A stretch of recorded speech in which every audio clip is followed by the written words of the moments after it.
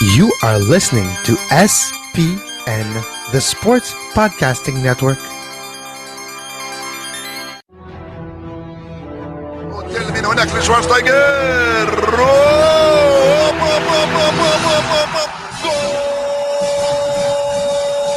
a pegarle Ronaldinho Gaucho. Ya lo hace. Pierna derecha, directo al arco. ¡Golazo! ¡Golazo!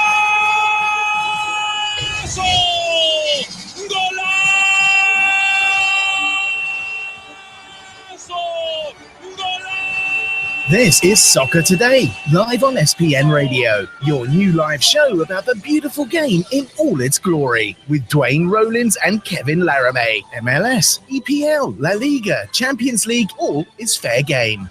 Powered by the Sports Podcasting Network. Visit us at sportspodcastingnetwork.com. TG, Kevin. Yes, I always thank Grant that it's Fridays. Happy Grant Day. How you doing?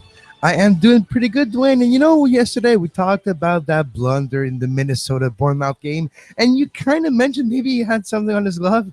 Really? Guess what? You turned out you were right. Oh, wow. Tell me more. Exactly. Well, just go to the Minnesota United's YouTube page, and they made a little something funny to maybe make it easier for the goalkeeper to live with himself for the rest of his days. And they made a funny video about like he was eating his jelly sandwich, and jelly was all over the glove. And guess what? That's why the ball stuck to the glove. Exactly. Yes. No, Minnesota United have any like sense of humor. It's funny. 99% of the world's reaction to that video is like, good on you guys. That's hilarious. There's always going to be that 1% that thinks that soccer is so serious that we need to not make fun of an own goal like that in a friendly against Bournemouth. Come on, guys. Exactly. It wasn't in the final it wasn't in the I was going to say final of the postseason, which is the right word, not playoff. It's postseason in the NSL. Yes. Exactly. I'm so confused. I almost over confused myself here. But it wasn't in the final of the playoffs. You're talking about playoffs here. It wasn't in the final of it. So exactly. Why not make fun of it? Yeah, exactly. It is friendly, and they move on. There was some actually video that it wasn't even Minnesota United that tracked it down. They just tracked some great saves that he had made just a couple weeks ago. The keeper involved in that play, so everyone makes mistakes. Just to make it balanced. Exactly. One last question on that before we move on. What the hell is the difference between jelly and jam? Because I always call it jam. Oh, there's a big difference. Oh, is there? Jam, you tell me. I don't know. I'm not a cook. Jam has fruit pieces inside.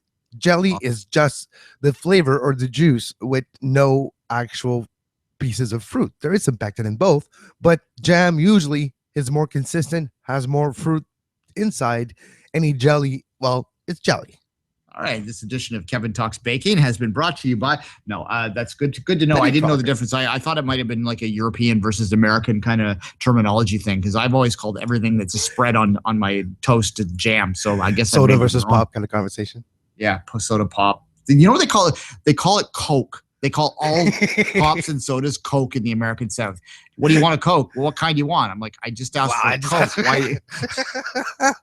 What do you mean what kind I want? I asked for a Coke. Cherry?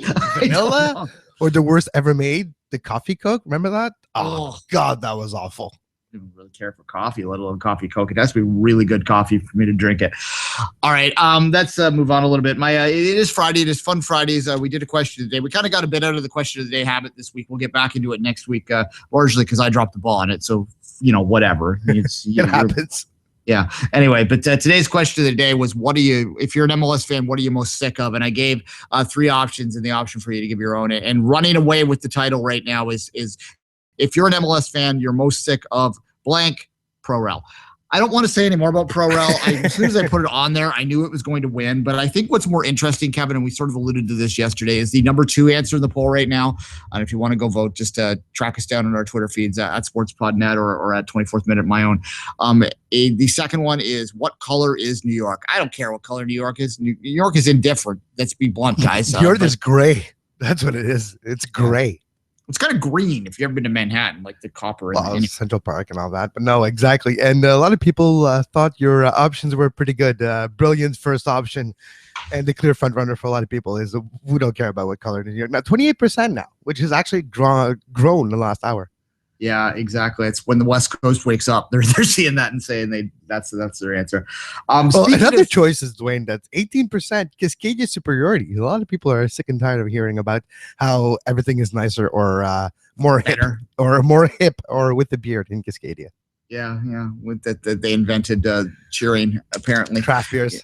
Yeah, craft beers. We've never heard of that up this way. I mean, here's the thing about people that think that certain regions think they're better than other regions. They're all right. Every region thinks they're better than other regions. That's just how the world works, right? Exactly. Toronto thinks it's better than Montreal, no doubt. Montreal thinks it's better than Toronto. Vancouver thinks it's better than both. That's exactly, the whole world works that way. So no one is morally superior on this question, folks. Exactly. Everybody's right at the same time.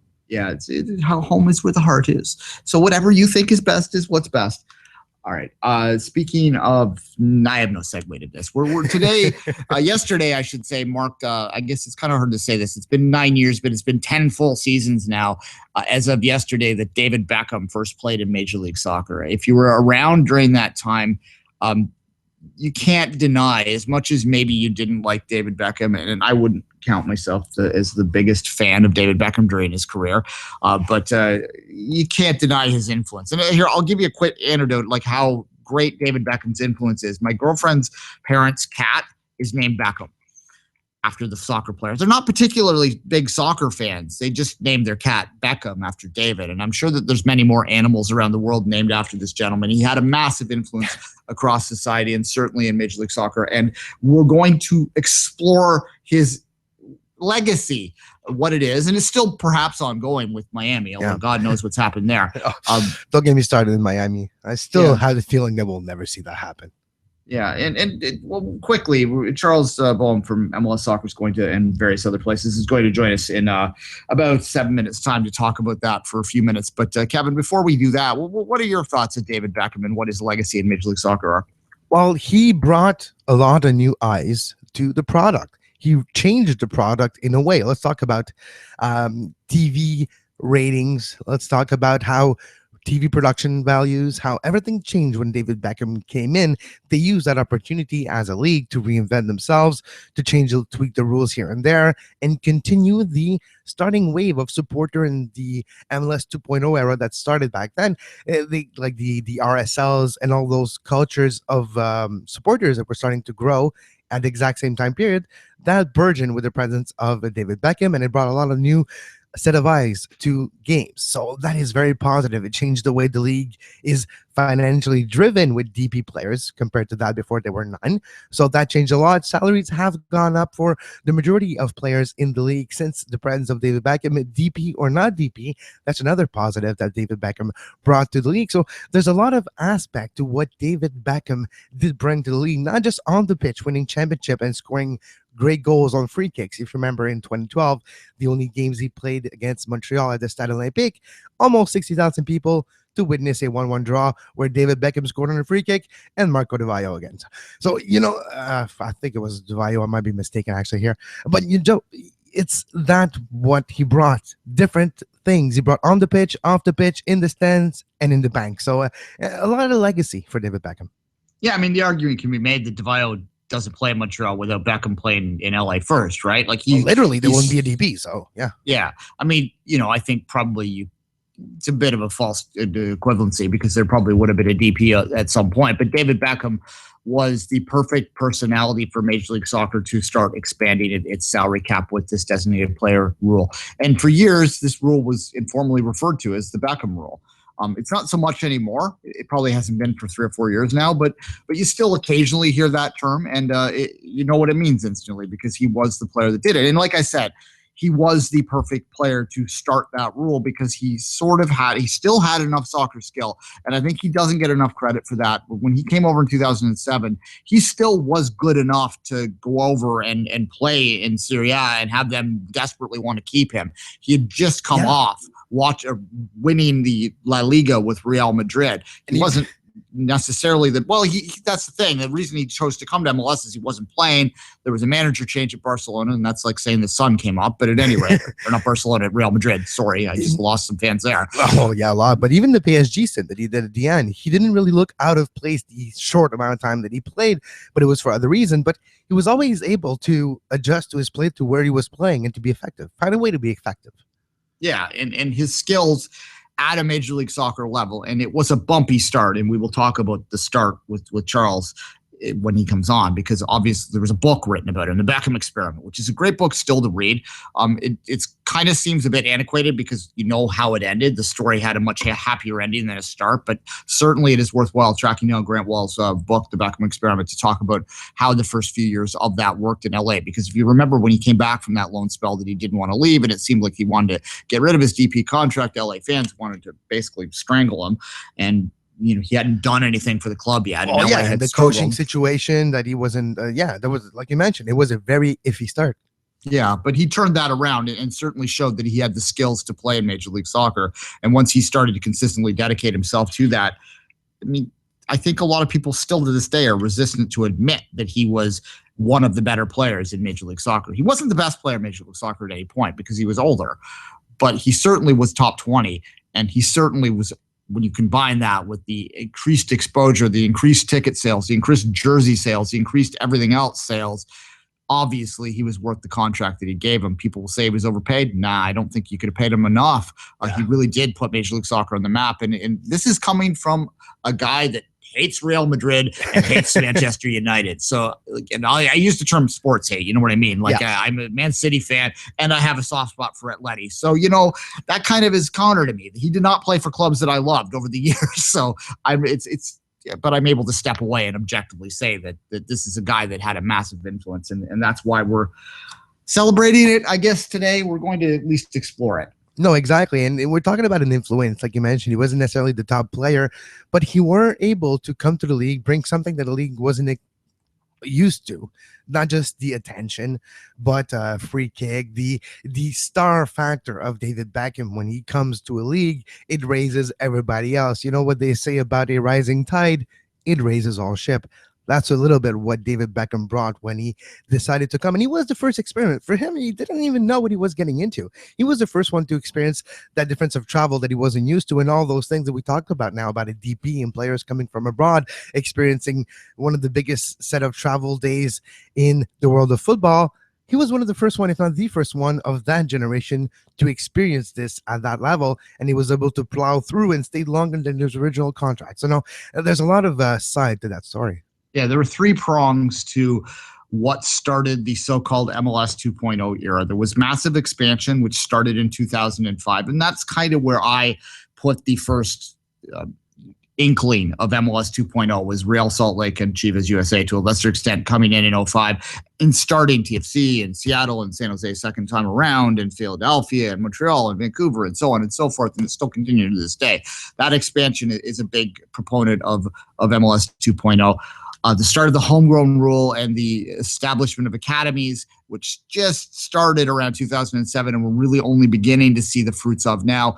And the most obvious one of all, the Beckham rule, the DP rule, the ability to bring marquee players in. And obviously anyone who who had a rule named after him, basically, that was a key proponent of the established emergence of MLS as a legitimate contender to be one of the top leagues in North America anyway at that point in terms of popularity. And it's already, I think, when you look at eyeballs on it, starting to catch up. It's going to take a while to catch, in terms of finances, hockey and that, but it's getting more in the conversation now, and it all started with David Beckham. Kevin, let's take a quick break now, or a bit of a longer break. Get Charles on the line, and we'll continue this conversation.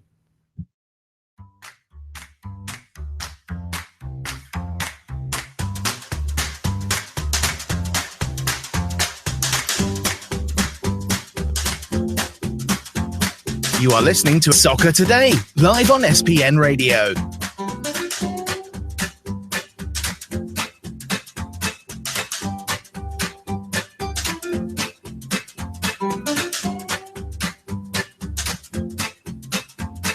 Visit sportspodcastingnetwork.com for more.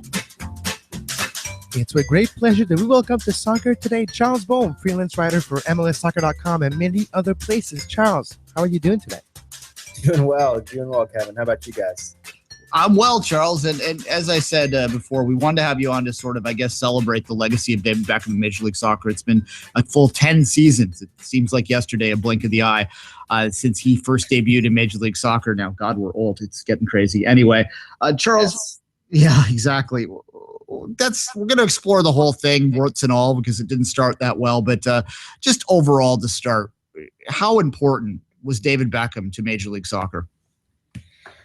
Wow, tough question to even get your arms around. I think is significant. Probably, we're probably still going to need some time to get a clear sense to understand fully. I think we don't even fully realize the ways, and I certainly think some of the influences were not understood at the time. Some of the most influential aspects of it. It's when I look at where the league was at that time and where it is now, and everything around it, not just the size of the league or the monetary figures or anything like that, but the scope, the depth, the professionalism. Even the MLS had big strides even from its early years up to that 2007 timeframe. But where we see where things have gone since, I mean, this is an actual league now, and it's certainly not. It's not gotten to where the founders and the people running it now want it to be or envision it being eventually. I think there's still plenty of growth, but it's been quite a ride, and I think Beckham was in many ways sort of a touchstone. I don't think it was necessarily all about him, but just a person and personality and player of that caliber making that decision and sticking it out over some real ups and downs. It's an amazing story. Yeah, and how much debt do you think that the fans in Philadelphia and Montreal and in Vancouver and all of the expansion markets that have come in since Beckham, how much debt do you think they owe to David Beckham?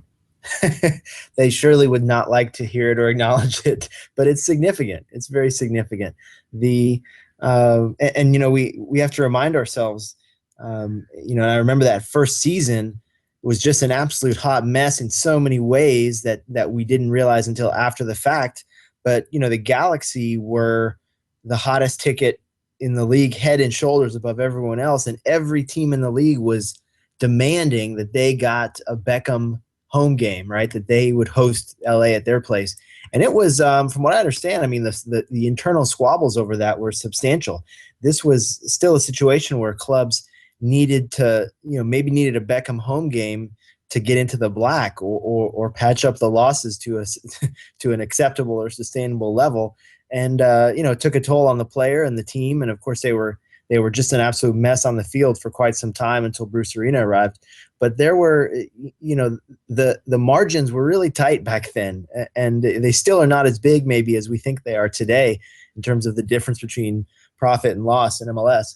And he really did lay the foundation and I think show us what was possible for the league and for the individual clubs. Charles, when you mentioned the arrival of Bruce Arena, let's just go back to before the arrival of Bruce Arena with David Beckham and the LA Galaxy. It's a hot mess on the pitch as well, not getting along, locker room problems, coach differential of views between the coach and Beckham and everybody else. How important is Bruce Arena in the David Beckham story, where it changed from being a mess to a success on the pitch? It's crucial, and it's not to say that no other manager could have done it, but it ended up being the perfect marriage because we have to remember Bruce Arena, who is now widely perceived as the best manager, in American history, certainly in modern American history, soccer-wise, was in a down spell himself. He had had a tough time at the World Cup in 2006. He was, the unquestioned king on a level even that Klinsmann's at now, in terms of the second cycle guy who'd earned it with a historic World Cup run. Things didn't go very well for him in the U.S. in Germany 2006. He jumped back into the club game right away and had a rough experience at the New York Red Bulls. And a little less than a year later, wound up coming in and being the adult in the room, I would say, for the Galaxy. There were so many fiefdoms and cliques, and a little alliances and blocks, both in the locker room and in the Galaxy organization. And Arena was someone who could come in with nearly unquestioned experience, gravitas, authority, and say, all right, what's best for the club? What's best for getting us turned around on the pitch and making this a winning organization? And it was funny. I remember when he was, at one of the Galaxy games before his hiring was official, when he was in talks with the league and one of their TV broadcasts, I forget which executive they were talking to, but it was pretty clear that the Galaxy were ready to give Bruce whatever he needed. We're nearly begging him to come in and clean things up. And he came in and did, and he's still there today. And now when we're looking at the success on the pitch after, the league itself got accustomed to a David Beckham. When he first got here, they were not expecting this amount of popularity. Everything rose, and they were scratching and scrambling to make everything at the right place. Eventually, they got used to it. Separate press conferences, the way to handle a separate star that we see to this day with DPs. How important was the league itself to grow and use a Beckham as a catalyst to grow and become more professional, like you mentioned a little bit earlier? It's true, and it was a whole new set of circumstances that they never really had to deal with. In the early years, when guys of the caliber of Donadoni and Bronco and some of the bigger names, I guess you could lump sort of Echeverry and Cienfuegos in there, but really there was only a few guys that were even remotely in the same conversation as someone like Beckham, and they were kind of one-offs. Most of them didn't last. There wasn't anybody with that sort of star power and expectation of here's what a truly professional, ambitious professional club looks like. We haven't really had many of those in the States in a while, and I think it gave not only the organizations but the fans, the other players, an opportunity to understand what this league could grow into and what it should be aiming for. I think, when we were talking about the first decade of MLS, this is a soccer league in North America that didn't really know what to compare itself to. It didn't know whether to try and be the NFL or try and be the Premier League or the NASL. In many ways, they were determined to be the anti-NASL, right? And so bringing someone in like Beckham was a critical mass in terms of, okay, here's what we have to be prepared for logistically with press and travel and of course they ended up being an example of what not to do that first season, where the schedule was just untenable for that team and those players, and really ground Frank Yallop down into kind of a Hulk of his former self. It was a fascinating thing to watch. I remember I was covering the game where he made his MLS debut. It was a midweek, or maybe it might have been a Super League game, but I think it was I can't remember. But it was a DC United match here at RFK. Sold the place out. Flash bulbs everywhere. There was a Beckham cam. I think ESPN had the Beckham cam going. One camera on him at all times, even on the bench. He's still nursing the ankle injury that he'd come over from Real Madrid with. And Steve McLaren, the England manager at the time, flew over to watch him play and was sort of hanging about in the Galaxy locker rooms and down in the antiquated bowels of RFK. It was just it was a real bizarre moment and kind of a pinch yourself moment, I think, for anybody involved with the sport here in this continent. I did enjoy the Superliga reference there, Charles, but haven't heard that in a while. I know. And for those, and the only people that are advocating for it to return are people that don't remember it, by the way. That's a little editorializing.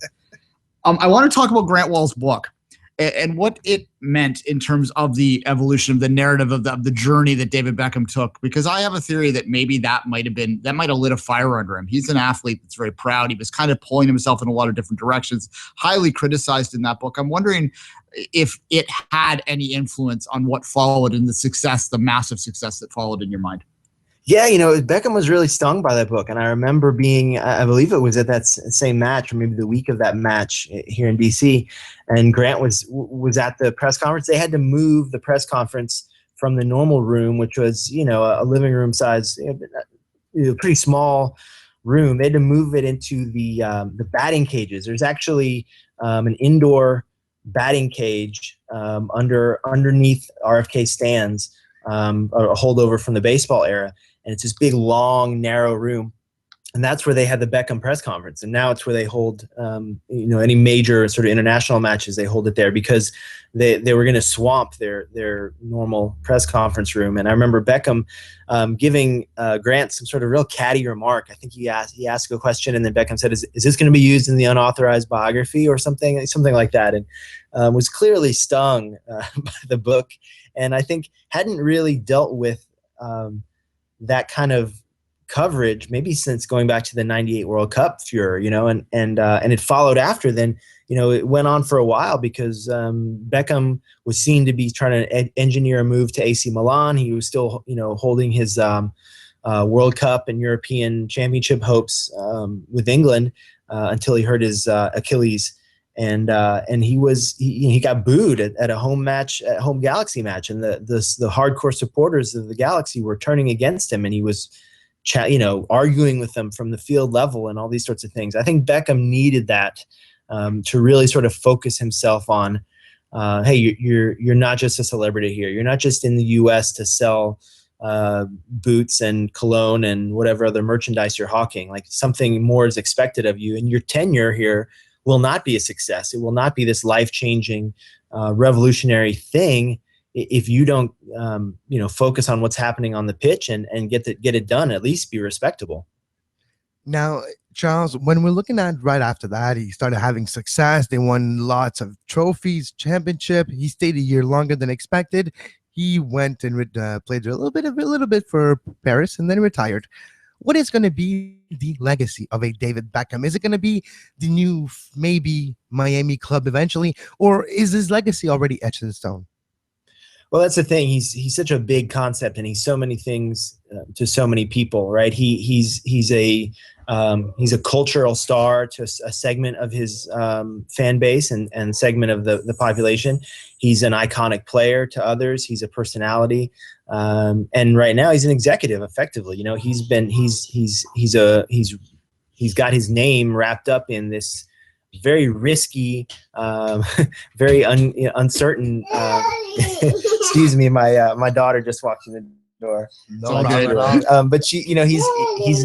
We don't really. I don't think we can really say that his legacy is complete yet because it depends on who you ask. And I think it's brave of him, although there's certainly a financial element to it as well. It's bold, certainly, for him to wade into this problematic market and this very ambitious and quite uncertain of success project in Miami. So I think we'll have to wait and see. On the field, though, you have to say he's as with so many of his other previous destinations, he buttoned down and got things done and was a success and laid a foundation for a culture of excellence at the Galaxy.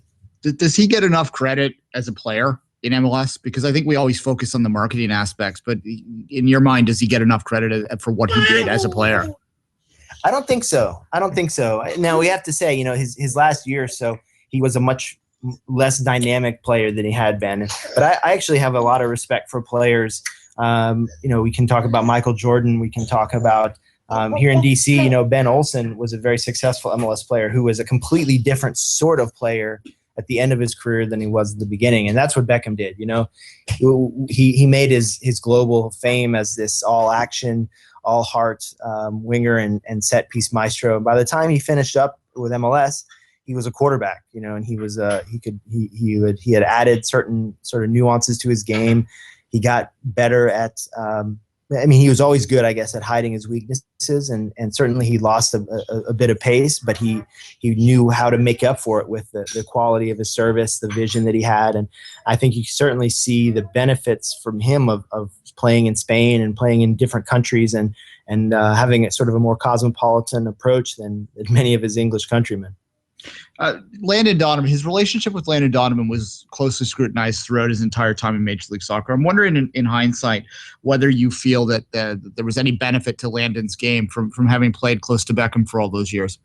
Certainly. And there certainly was, as you mentioned, a bit of friction there early on. But I think Landon's a different sort of personality than Beckham. And I think he probably benefited from having to share the spotlight a bit and the positive side of that, which is that he had someone that could handle some of the glare of that and take a little bit of it off of him and let him get on with things. You know, in any other situation, Landon is the one who's getting all the media requests. He's the one that has to do the interviews and the appearances, and is the one everybody wants to see and hear from. And when Beckham was around, some of that was removed from him, and I think he probably benefited from that. And in terms of on the pitch, you simply couldn't handle all the Galaxy's weapons. Once Arena kind of tweaked that roster and constructed it better, you couldn't overplay either of them. They were very complementary in terms of the attributes they brought and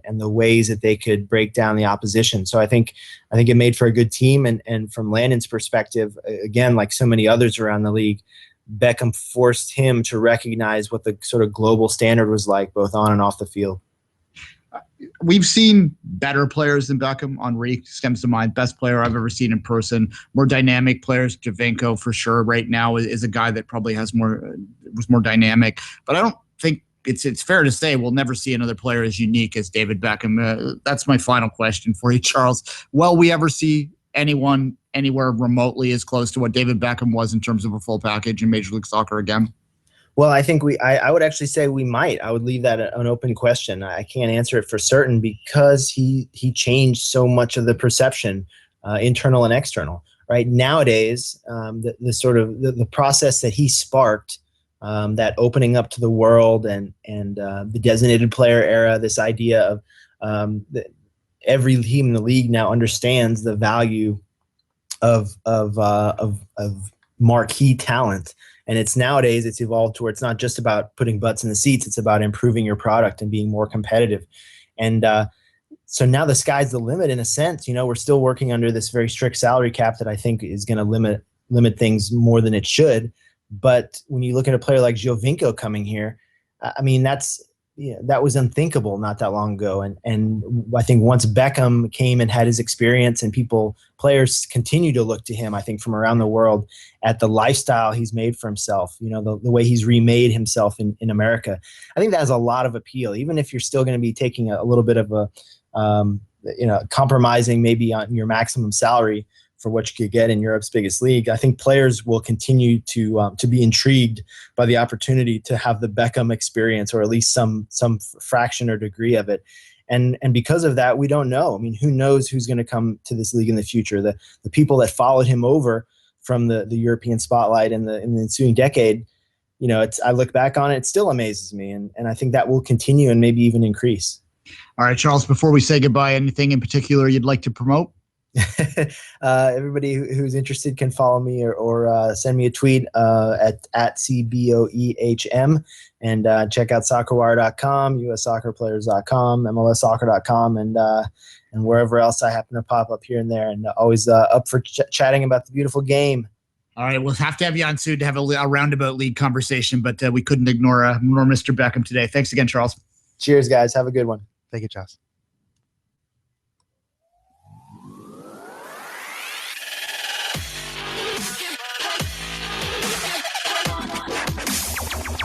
You're listening to Soccer Today on SPN Radio. You can find the on-demand version of this very show on iTunes, Stitcher, Feedburner, Podbay Player, Podbean, anywhere you get your podcasts under the Sports Podcasting Network feed. Subscribe to our YouTube page to make sure you never miss a live show talking about soccer today, the MLS postgame show, Open Lines After Dark, 5 Rings Daily during the Olympics. Make sure you subscribe and give us a follow on Twitter at SportsPodNet, and like our Facebook page, facebook.com/Sports Podcasting Network.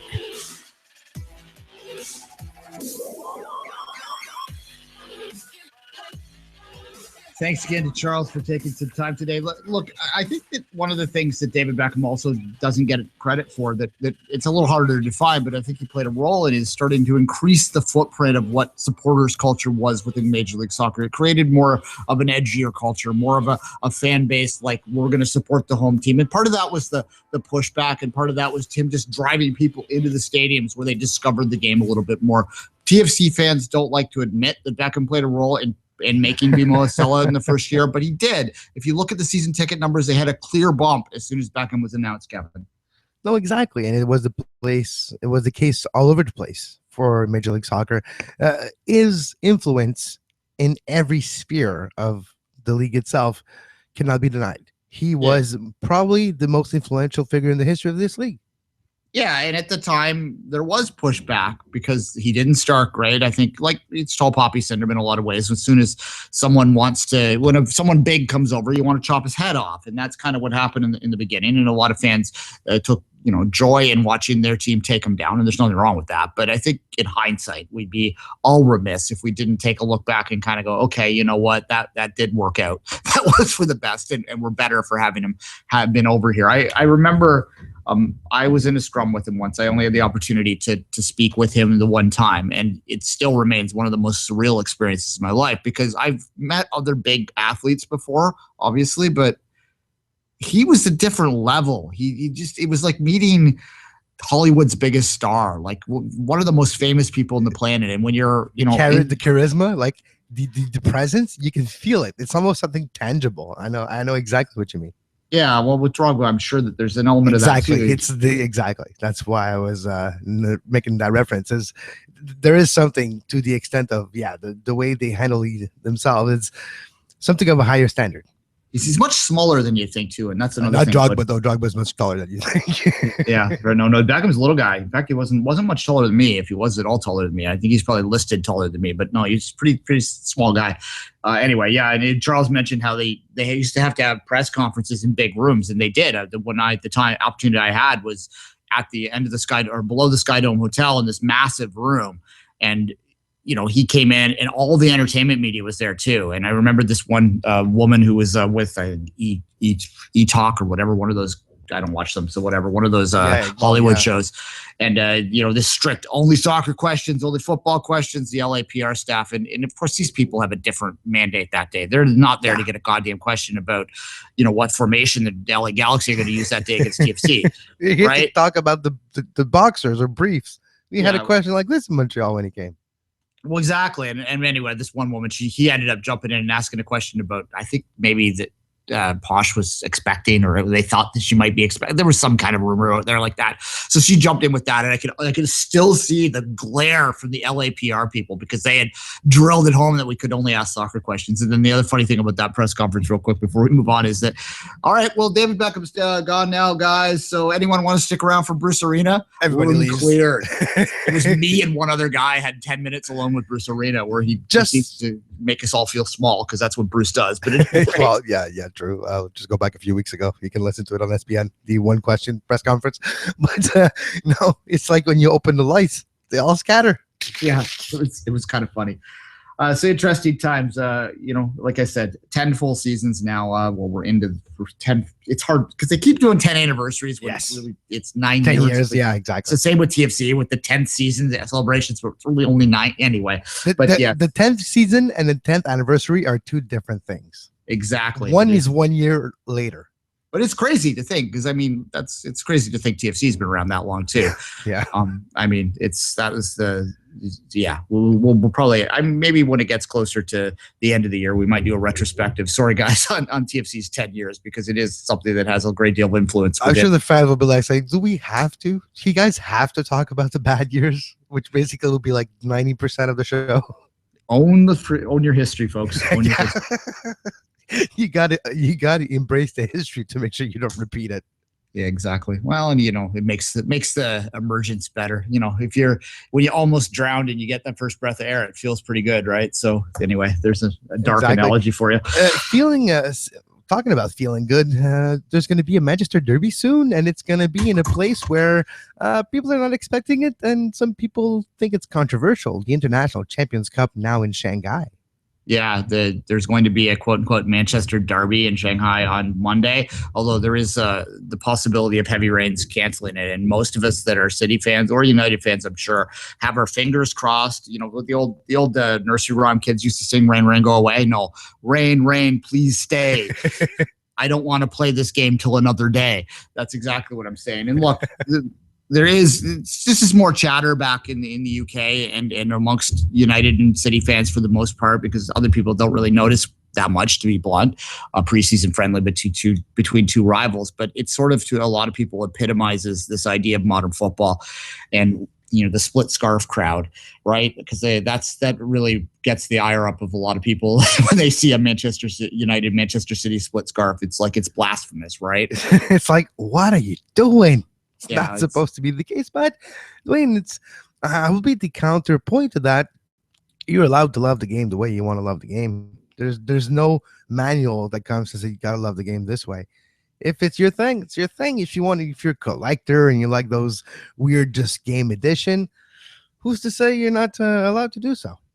No, and we've talked about how the sociological difference between how fans react to sport in different parts of the world, and how in Asia they like to, like, we would dismiss it as front running, but it's, celebrate greatness is how they might put it, right? Like, we would call them bandwagon jumpers, and in their own view, like you mentioned, they're celebrating greatness.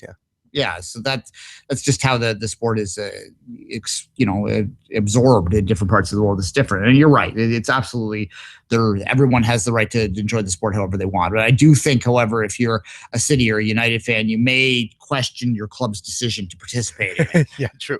Well, especially if you're Manchester United, which you don't look good. You already lost 4-1 to Borussia Dortmund, the new and improved Borussia Dortmund, who just signed Andre Schürrle today for a 5-year deal. Looking pretty good, this new Borussia Dortmund team. Yeah, no, and certainly Dortmund, we hope, as we said yesterday, that they get their crap together so that they can push Munich at the top of the Bundesliga this year, because it's not been very entertaining, really, for the last few years. I know German fans will argue against that, but if you're a neutral, it's hard to get compelled when the title race is over in, October? September? Yeah. So at last. But no, to get back to the Manchester, like, my issue, I'll speak purely as a fan now, if I could, because I'm not very far removed ever when it comes to this. I don't want I should have a Blue Moon bumper, like a Blue Moon disclaimer. Like, it just starts and I'm following this as Blue Moon's opinion of Duane. I am seriously considering adding another show to the network. It's just me talking about City. Maybe I'll get a co-host for that, because that would be allow me to get this out of my system so I don't have to bore everyone with it every day. However, look, I hate this. Like, it takes away from the specialness of the actual derbies, right? There's that. Also, they're stressful as hell. Like, it's a preseason game Monday. I don't want to be thinking about a damn Manchester derby in the middle of fair point. July. I don't need that kind of stress in my life. No, I can barely deal with it twice a year. It was terrible the year they played in the League Cup semifinals. And then they had the FA Cup that year, and they're still angry about that damn call. It was not a red card. Anyway. But Duane, to prove your point, when you're playing FIFA, you never play friendly games against teams that you're in the same league with. And it should be the case. Yeah, you should keep those meetings special. We talked about this for the Two Solitudes Derby. Yes, I call it the Two Solitudes Derby. We talked about this, the Montreal-Toronto Derby, how they play too often with the preseason and the Voyageurs Cup and the League. Yeah, it's too much. Yeah, you can't help a cup draw, right? They're random, allegedly. However, sorry, I'm getting a little tinfoil hat there. But yeah, you can't help what a cup draw is. And in Canada, hopefully, when they open the Voyageurs Cup up, we won't have to deal with it so much more. We won't have 7 games a year. But yeah, you need that scarcity for the game to matter. The ICC, to me, is on its dying last gasp too. Like, they're moving into Asia now for the most part. Yeah. There's less games in North America. When they are playing in North America, they're going to places like Cincinnati. They're going to places where the novelty is a little bit higher, and that's not meant to be a dismissal of those markets. They don't get the opportunity to see these games. When Toronto didn't have an MLS team, they used to sell out these big games when Celtic would come into town or when Liverpool would come into town, and they still get good numbers, but they don't sell out in the same way, and they certainly can't charge whatever they want anymore, because this market it's a little savvier now, and it has a regular dose of football that it can tap into if it wants, right? Yeah. So it's not necessarily going to ever sell as much when they do that. I'm curious what the reaction to the Roma friendly is in Montreal right now. What can you tap into sort of the general feeling, not so much the supporters feeling? We know what they probably think. Well, exactly. Yeah, it's the fact that it's Roma. I don't know if it will have the same attraction as if it were a big club. I remember a few years ago, one of the last one the Impact did with Lyon. There was a good 12, maybe 13,000 people. It wasn't a dog days of summer, which will be the case for Roma too. So we'll see. It's a way to keep the supporters happy with that extra ticket every year. It's a place for maybe the younger kids to get a game against a good team and just a showcase.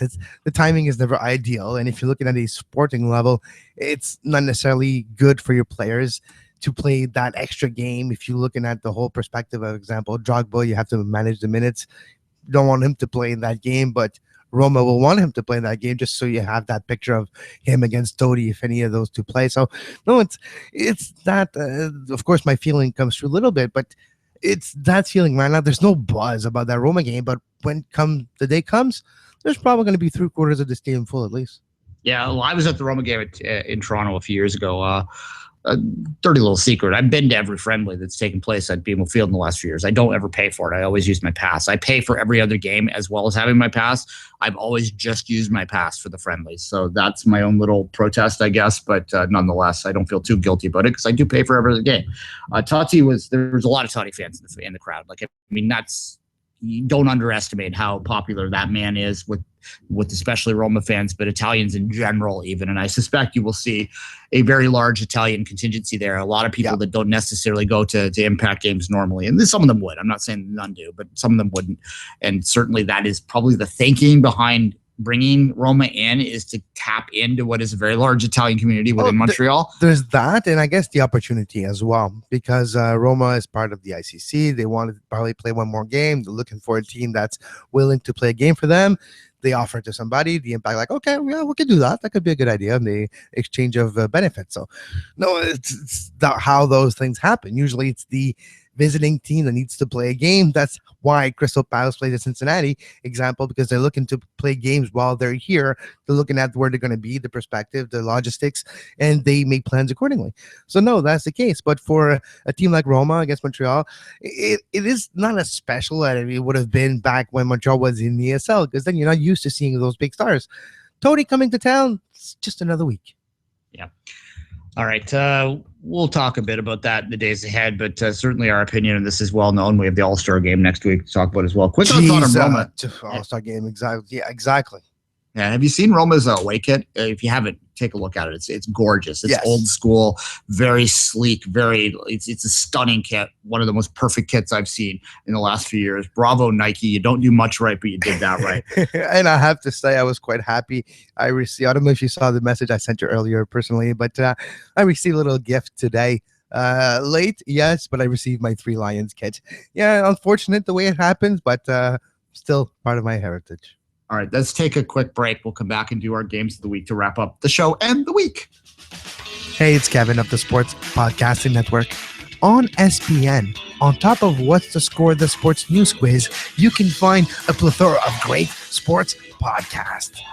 Hardwood Radio, Gridiron Radio, Sports, It's in the Game, Scuderia F1, the second most listened to F1 podcast in the whole world, Soccer Today, live radio shows, like Open Lines After Dark, MLS Postgame Show, Two Solitudes Soccer Podcast, Off the Woodworks, and much, much more. All that on the Sports Podcasting Network.com. Welcome back. I have to find out whether the bar that I go to after my beer league games has a Unimask, because the game tonight starts at 11. I could run over and watch it. Yeah, exactly. And hopefully he has that SAP button too, because me no habla español too very much. Hola. Sí, una cerveza, por favor. Dos cervezas, por favor. Yes. Sí, dos hand, dos cerveza. Anyway, Real Salt Lake. They will play San Jose tonight at 11 o'clock. That is your Friday night game. Very late for us East Coast folks, 11 p.m. Eastern. That is a very, very late start time. All right, let's go through the rest of the games quick, and then we'll highlight into a couple. I'll go through, as always, the home team is listed first. Portland, L.A., Montreal plays Philadelphia. Toronto plays DC United. The Dynamo play Vancouver. Columbus against Orlando. That is a battle that someone has to win. Well, probably not. No. Yeah. If I had $1 to put it up the draw. Yeah, someone's got to get points in that game. Anyway, New England, Chicago, Colorado, Dallas. And then the Sunday games are New York will be painted something. On Sunday at 1 o'clock, that's your national game. And the second national game is Sporting Kansas City, Seattle, which probably looked like a brilliant matchup when they scheduled it at the start of the year, Kevin. Yep, but unfortunately, it's a battle of teams underneath that red line. All right, what is your game of the week?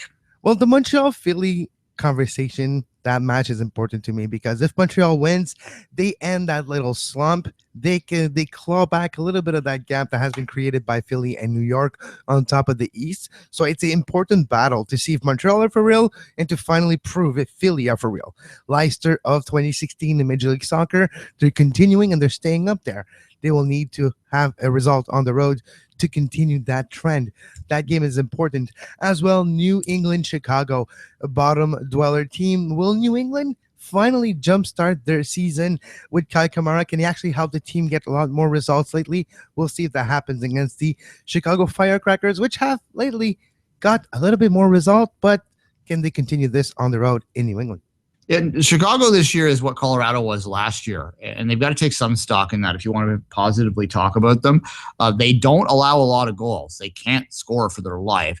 If they can turn that around a little bit, especially on the road where, man, it's been a long time. And that's the other thing, too, is that it's 26 games now that they haven't won on the road? I think so. So something like more than a year and a half worth of games on the road. It's been over 2 years now. I believe 2 years the Toronto game rolled 2 years. So it's been a long, long time.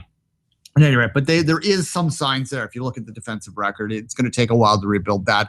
I would equate them, I said, to Colorado. They're also equatable to where Toronto was in 2013, except for I don't think Jermaine Defoe is coming in next year. But other than that, you can sort of look at it that way. But lots of rebuilding there. That's my game of the week, though, and I'm just avoiding it because I don't want to say it out loud, but I can't ignore the fact that it is probably the game of the week, is New York versus New York. Not because of what paint is going to be spread around Manhattan at the end of it, or Jersey, depending on your perspective, but it's because it really is a battle for the top of the East, and we don't know what New York is.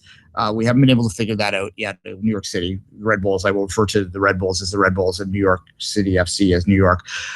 We don't know what New York is. The Red Bulls, to me, have been a team that is perhaps, in my estimation, in my estimation, the best team in the East. So this game is a fascinating matchup, regardless of the hype that is going to be put on it, which is the only thing that makes it not the game of the week is the hype. I'd rather they just play the damn game. No, of course. It's a overhyped game, overanalyzed rivalry.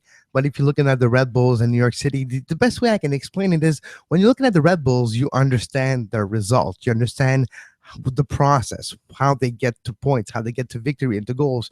When you're looking at NYCFC, some of them are flukes. Some of them is individual brilliance by David Villa. Some of them is Frank Lampard's magical thighs, who keeps on scoring week in and week out. So you never know which is going to come.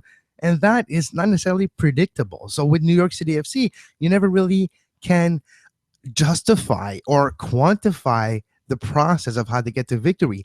Are they for real? That's why people are wondering if they're for real. If they get a result on the road, which they have been very good, better on the road than at home against the Red Bulls, then they could be literally have a claim to one of the best teams in the East, and nobody would doubt it. Now, if they say the same claim today, a couple people would say, I'm not too sure. Yeah. Tonight's game is interesting, too, because RSL, after the great start, has sort of fizzled a little bit. San Jose doesn't play very well on the road. Of note, both red cards were rescinded by the Disco this week. So it turns out I suspect that the referee will not be seen for a while. Both red cards turned around. So MLS has decided that it should have been 11v11. And in retrospect, it probably would have been better for Toronto if it was 11v11 in that game. But moving on from that. Exactly. And like you mentioned, it's never talked about if a referee gets either suspended or it gets not a demotion, but you understand what I mean, get consequences for a bad game. But when you see the two big calls he made in that game be rescinded, it kind of gives you a hint that they were not necessarily happy with his performance. Yeah, I suspect that this gentleman is a guy that they sort of have on their relief rotation. Okay, yeah. So that he was probably, because the referees are humans, they get vacation just like everyone else. So there's probably the referee is not as available. They needed to fill a guy in because he hadn't really been reffing for years. I suspect that's what it is, but they'll probably find someone else to fill in next time. Look, the Portland Galaxy game is interesting too, but obviously here in Toronto, we'll be focusing on the first of 4 straight home games for TFC. And I think it is absolutely vital for the Reds to really start with a bang and to get another win, because there's a lot of concern in this market about where this team is right now. I don't know how much of it's rational based on the amount of injuries, and there's an expectation, I think, amongst certain TFC fans that TFC, do better than other MLS teams. I don't know what MLS team survives the amount of injuries TFC has, and I don't know Whether you can't look, I mean, people will say, well, why did they build their team that way? Anyone would have built their team that way if they had the option to bring in the players they did. If you have the opportunity, do you take it? Majority of the cases, yeah, I will. Yeah. Do you want to sign me? Yes. Anyway, speaking of that, Josie is supposed to be back this weekend. So a lot of those excuses / reasons will be taken off the table. So it's vital that TFC get the 3 points this weekend to start that 4-game homestand off at a bang. I mean, if they could get 10 points putting point totals up there is a fool's game. But if they need to take advantage of these games is what I'll say. Again, well, the gap that I keep talking about for Montreal not to get too big is the exact same case for Toronto. Montreal and Toronto have been mirroring each other for the last few months, and they're close to each other in the standings. Toronto do not want that gap to become too big. And a team like DC United, which is a takeable team, it's a winnable game at home. You have to almost get those 3 points, lock it up. Otherwise, that gap, if Philly has a result and New York City FC wins, that gap grows. And that's not what Montreal and Toronto want, because both of them are in the same exact situation where the top two teams are starting to pull away. You do not want that gap to become too big. All right. And any team in the East, like ignore your favorite team, insert it here, I should say. If they go like a 12 or 15 point stretch, they're going to be right near the top of the East. Any team in the East right now. If you get hot, it's there for the taking. And I think that maybe outside Chicago, but yes. Yeah. And well, even Chicago wins 12, 15 points. They're gonna be in a playoff spot. But yeah, any team that's currently in a playoff spot goes like 12 of 15 or 15 of 18 or whatever, does some kind of streak like that. Yeah, they're going right to the top of this conference because it's there for the taking. Quickly to Kevin, the NASL this weekend. We have a game tonight, Carolina, Miami. That is an interesting little matchup of teams that are both kind of struggling. Jacksonville Fury. We can have We Met versus Tissot. We can have a little battle there. We'll call that the former Impact Derby. The former Academy Products Derby, exactly. And you can listen to the Ours is the Fury. The latest episode, number 72, just came out on the network yesterday. For all you Ottawa fans, you can listen to that. All right. Indy 11 FC Edmonton. Obviously, that's going to be a real test, I think, of what Edmonton is and whether they're for real to be able to, if they can get a result in the defending spring champion, the Indy 11, if they can go down and get a result against a solid team like that, that's going to really be a message that they're sending to the rest of their league that this team is for real. There's a feature article on FC Edmonton on the NASL site this week, which talked about how they've, sort of broke down how they've turned this around and become a contending team. It all starts at the back, as we know, with them, and it's an interesting read if you want to go to NASL.com. Puerto Rico plays at home against Rayo. That's I believe Puerto Rico's first home game, so they're going to be looking to try and take advantage of the emotion around that. Tampa Bay Cosmos in Minnesota looking to have a good goalkeeping experience against Fort Lauderdale. Hopefully they pay their players. Kevin, we're not going to let it slide. Any final thoughts on the weekend on the show? I just was quickly browsing 442, the website today of the magazine today, and there's a great article. You mentioned nice kit today. You mentioned Aroma's alternate kit. Well, if you like to see good and bad kit, who's got the best and worst kits for 2016 all across the leagues, you can go to 442. Great article that I urge you to take a look through if you are a kit nerd like we are. Working on an interview with FC Edmonton for next week that we're pretty excited by. When we get that confirmed, we'll let you know. But until that time, Kevin, as always, say goodbye. Stay tuned to SPN. Monday Soccer Today returns. And until then, have a great soccer. You were listening to SPN, the Sports Podcasting Network. Visit us, sportspodcastingnetwork.com.